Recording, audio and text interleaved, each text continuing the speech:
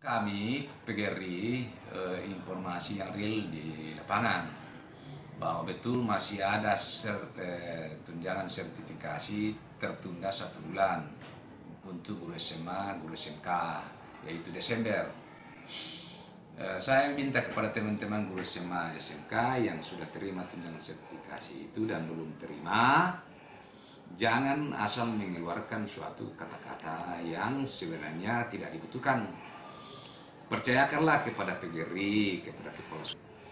Saya sebagai ketua PGRI cek kepada kepala bidang, lalu dikatakan bahwa betul bahwa tunjangan sertifikat 1 bulan belum terlunaskan tahun 2016. Lalu saya tanya apa alasannya? Alasannya uang yang dikirim dari pusat untuk tunjangan sertifikasi memang belum cukup untuk melunasi tunjangan sertifikasi guru SMA SMK 1 bulan.